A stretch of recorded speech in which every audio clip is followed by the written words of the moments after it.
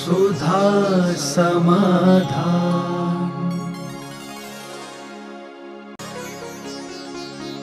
नमोस्तु गुरुदेव। कालोद समुद्र किस प्रकार का होता है? कालोद समुद्र जो है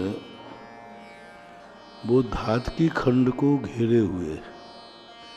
पहला समुद्र है लवण समुद्र।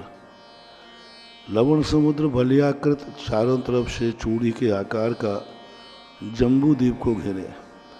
जम्बू द्वीप के आकार के बाद लवण समुद्र के चारों तरफ चूड़ी के आकार का धातकी खंड है और धातकी खंड को जो कालोदधि शब्द जो है वह घेरे हुए है, जिसका स्वाद जल के समान है।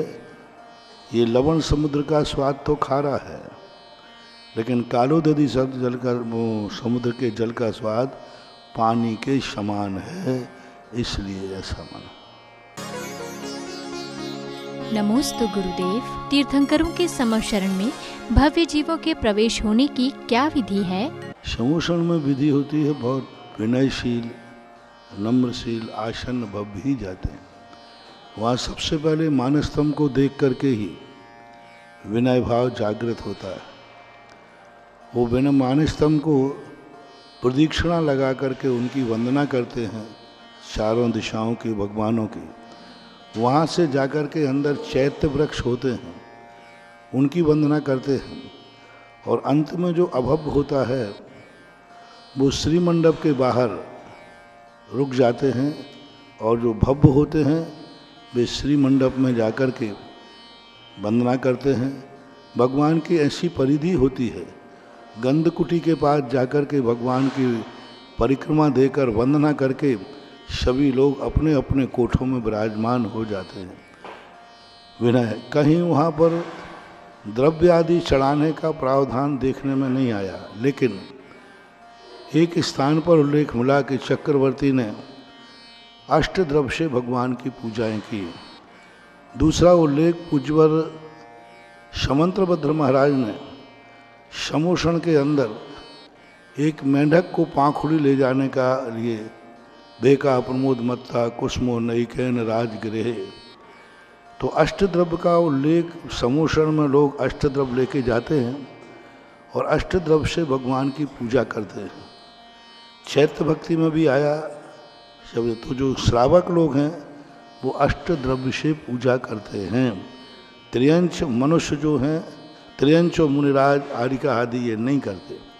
देवता भी अष्टद्रव्यों से भगवान की महापूजा समूषण में करते हैं। कल्पद्रुम में एक महामंडल विधान मिलता है जो चक्रवर्ती स्थापित करता है। तो कल्पद्रुम का अर्थ होता है समोशरण। तो समोषण में चक्रवर्ती उसकी पूजा करता है, ऐसा उल्लेख भी पूज्यवर जिनसेन स्वामी ने हरिवंश पुराण के अंतर्गत उल्लेख किया है। ये विधि सामान्य से यही विधि मान लो कि जो अपनी शक्ति प्रमाण द्रव्य ले जाकर जे भगवान के दर्शन करते हैं और परिक्रमा लगा करके अपने अपने कोठों में विराजमान हो जाते हैं। नमोस्तु गुरुदेव। हमारा शरीर मोक्ष नहीं जाता है तो शरीर में सुख दुख के होने का क्या कारण होता है? शरीर के निमित्त से होते हैं। न शरीर दुखी होता है न आत्मा दुखी होती है। दुख और सुख का कारण है संबंध। परसों ही मैंने प्रवचन में कहा था, दुनिया में संबंध ही दुख का कारण है। संबंध नहीं है तो हमें कोई मतलब नहीं। कितनी गाड़ियों का एक्सीडेंट होता है, लोग मरते हैं। आप चाय पीते रहते हैं और पेपर पढ़ते थे, पूरा परिवार तहस नहस हो गया। आपको किंचित मात्र भी आपकी चुस्की में कोई फर्क नहीं पड़ता, लेकिन तुरंत यदि वहाँ लिखा हो कि ये गाड़ी आगरा की थी और वो भी उसी नंबर की थी जिसकी आपकी है, तो फिर क्या हो गया?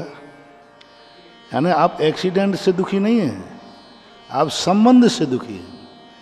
ये मेरे रिलेटेड की है, मेरे रिलेशनशिप है, मेरा संबंध है, संबंध का दुख है। इससे गाड़ी से हमारा कोई संबंध नहीं है तो सामने वाला पड़ा रहता मरता रहता, तुम साइड से गाड़ी निकाल के चले जाते। इसका अर्थ इसी को तो मोह कहते हैं। मोह में दया अनुकंपा नहीं होती, संबंध के साथ मोह है। घटना दुर्घटना से आपको कोई भी मतलब नहीं है। इसलिए शरीर का और आत्मा का जो संबंध है, इस संबंध से जो परिणाम जागते हैं वे सुख दुख के कारण बनते हैं। नमोस्तु गुरुदेव। जीवन में राहु केतु ग्रह को किस प्रकार से शांत करना चाहिए? राहु और केतुओं का संबंध विशेष रूप से शनि की जो निवारक वस्तुएं होती हैं उन्हीं से राहु केतुओं के शमन की चर्चा आती है। क्योंकि राहु केतु बलवान ग्रह नहीं है, बलवान ग्रह नहीं है, ये सहयोगी ग्रह कहलाते हैं। मूल ग्रह तो जो हैं वो जो ग्रह बताए गए रवि शुक्र बुध सोम आदि, राहु और केतु जो हैं यदि प्रभावशाली हमारा मूल ग्रह है तो राहु केतु कुछ नहीं कर पाएंगे। लेकिन फिर भी शनि के अंदर जो दशा बनती है उसी से राहु केतु का भी शमन होता है। क्योंकि शनि भी काले कलर को, नीले कलर को स्वीकार करता है और राहु और केतुओं का कलर भी काला ही होता है कि जो ग्रहण लगते हैं ये राहु और केतु से लगते हैं।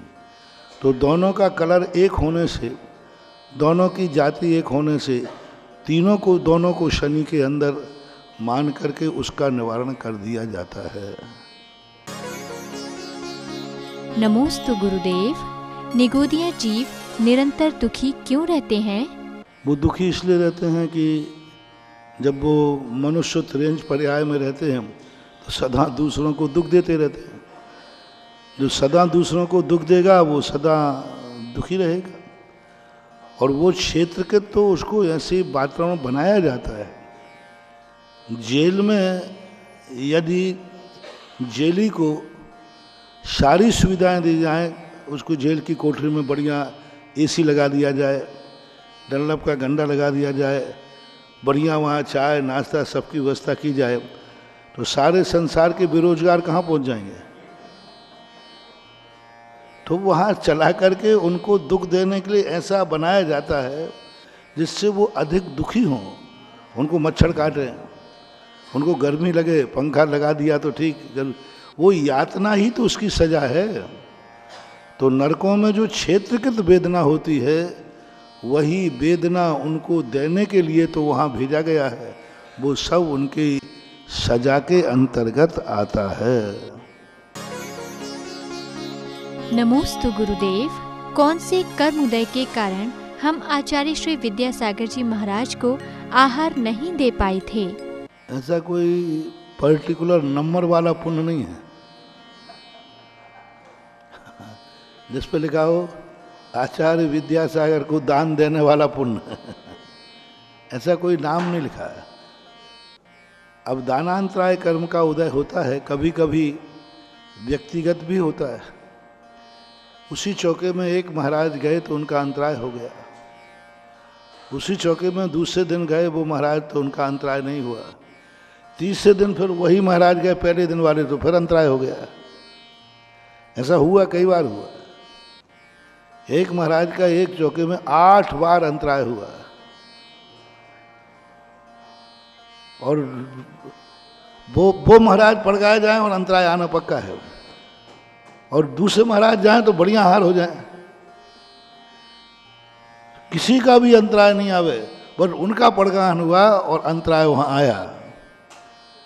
तो ये व्यक्तिगत मामला है, कोई व्यक्तिगत तुम्हारी पूर्व भाव में कोई अंतराय डाला है तो ऐसा हो जाता है। नमोस्तु गुरुदेव।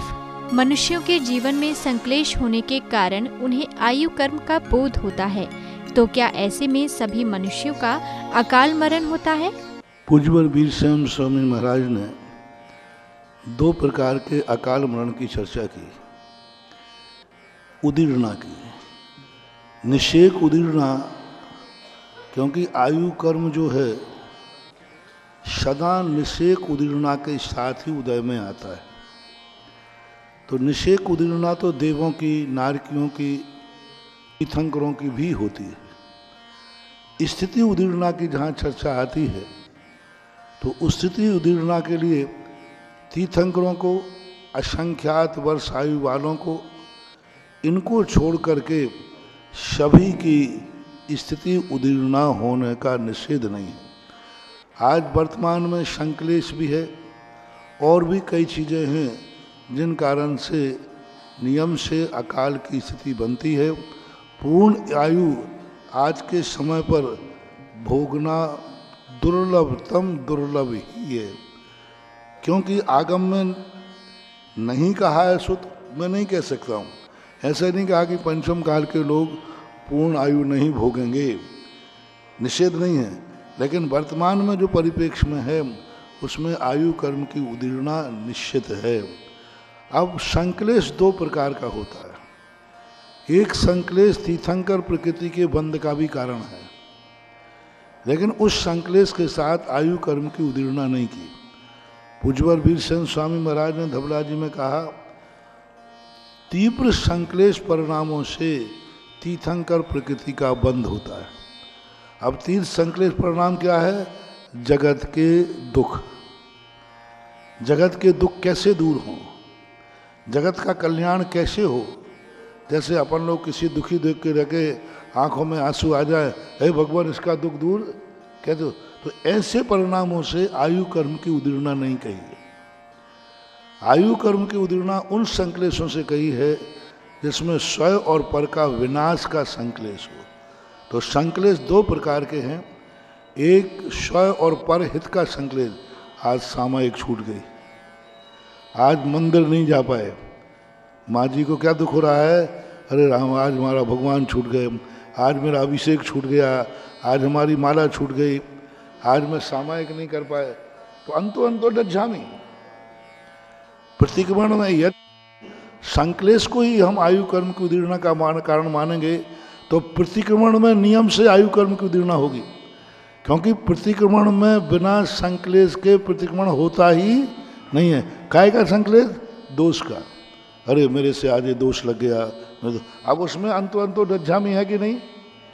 पर अंत होकर के इसमें आयु कर्म की उदीर्णा नहीं है, अन्यथा प्रतिक्रमण हिंसक माना जाएगा, क्योंकि वो आयु कर्म की उदीर्णा कराता है। पश्चाताप के अंदर वो अंदर जल रहा है, अपने व्रतों की आराधना के कारण अंदर क्या हो रहा है?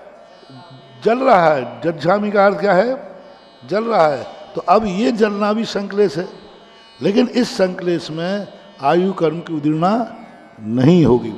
तो संक्लेश के दो रूप कहें, प्रशस्त क्रियाओं के अभाव में उसको जो संक्लेश हो रहा है, व्रतों में दोष लगने के बाद उसको जो संक्लेश हो रहा है, शुभ क्रिया छूटने से जो संक्लेश हो रहा है, उस संक्लेश में आयु कर्म की उदीर्णा नहीं होती है।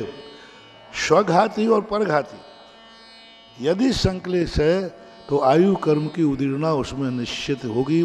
पूज्यवर अकलंक स्वामी ने राजवार्तिक के अंदर जितने भी प्रसंग उठाए वो सारे के सारे प्रसंग किसमें उठाए?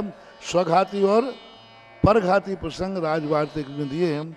तो ऐसा संक्लेश के दो भेद कर करके आयु कर्म की उदीर्णा में लगा लेना चाहिए। नमोस्तु गुरुदेव। सभी भगवान हमारे लिए समान होते हैं, तो मूल नायक भगवान का इतना महत्व क्यों होता है? लेकिन भगवान की मूर्ति इक्वल नहीं होती, क्योंकि भगवान स्वयं साधना से बनते हैं। सारे भगवानों का जो 46 मूल गुण होते हैं किंचित मात्र भी हीनादिक नहीं है, लेकिन जब उन्हीं भगवान का चरित्र हम पढ़ते हैं तो चरित्र में अलग अलग एनर्जी है, भगवान में नहीं। बहुत बारीक बात है, इस पर मैंने बहुत काफ़ी शोध किया, बहुत चिंतन किया। 24 अरहंत भगवान में कोई भेद नहीं, सब एक समान है, लेकिन 24 भगवानों का जो चरित्र है उसमें अलग एनर्जी है। आदिनाथ का चरित्र पढ़ने से अलग प्रकार का पुण्यबंध होता है, अलग प्रकार की एनर्जी मिलती है। पारसनाथ की अलग, चंद्र प्रभु की अलग, पुष्पदंत की अलग, जितने तीर्थंकर हैं उनका चरित्र जब पढ़ते हैं तो उसमें अलग अलग एनर्जी मिलती है।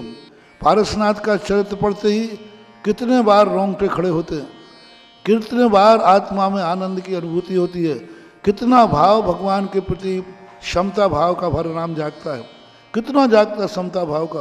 हो इतना अनर्थ हो गया, फिर भी वो जाकर उसको मनाने पहुंच गए। अब ये अजितनाथ भगवान के चरित्र पढ़ने से नहीं आएगा। इतना अनर्थ कि वो भाई ने सब कुछ मिटा दिया, बर्बाद कर दिया, फिर भी उसी के पैर। क्या हद होती है। अब ये जब पढ़ते हैं तो मान गलित हो जाता है। सब कुछ मिटा दिया 10 वर्ष पहले भाई ने, और उसी भाई को मनाने गए और उसने 12 मन की शिला पटक दी, तब भी कहता नहीं उसकी गलती नहीं है, मैंने पैर पकड़ के हिला दिया इसलिए गिर गई होगी। नमोस्तु गुरुदेव। मेरा बच्चा बचपन में बोल नहीं पाता था। आपके आशीर्वाद एवं दर्शन से वह बच्चा स्वस्थ हो रहा है, तो मैं आगे ऐसा क्या करूं जो पूर्ण रूप से वह स्वस्थ हो जाए? क्योंकि जो अतिशय होता है वो भक्त की श्रद्धा से होता है, आस्था से होता है, मेरे कहने से नहीं होता। इसलिए मैं कभी किसी से किसी भी संबंध में लोग समस्या लेके आते हैं, सबसे ज़्यादा मैं शांति धारा को जानता हूँ, बोलता हूँ, लेकिन आज तक मैंने किसी से नहीं कही कि शांति धारा करना तुम। आज तक भक्तांबर की महिमा मैं जानता हूँ, लेकिन मैं कभी किसी को महाराज जी हम बहुत दुखी हों, कौन सा भक्तांबर का श्लोक पढ़े, मैं नहीं बोलता, क्योंकि मैं तो मात्र महिमा बताऊंगा। अब चमत्कार कब होगा? तुम्हारी श्रद्धा जितनी ज़्यादा बढ़ेगी उतना ही चमत्कार होगा।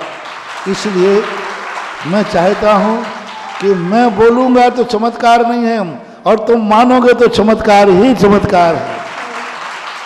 और अभी 4-5 दिन पहले मैंने एक बहुत पुरानी पिक्चर का संदर्भ दिया था, मालिक। उसका बच्चा भी गूंगा ही था। वो पूरी कहानी आप पढ़ लेना। होता है, श्रद्धा अंदर से पनपती है तो यह सब कुछ संभव हो जाता है। नमोस्तु गुरुदेव। व्यक्ति का वक्त खराब होता है या व्यक्ति?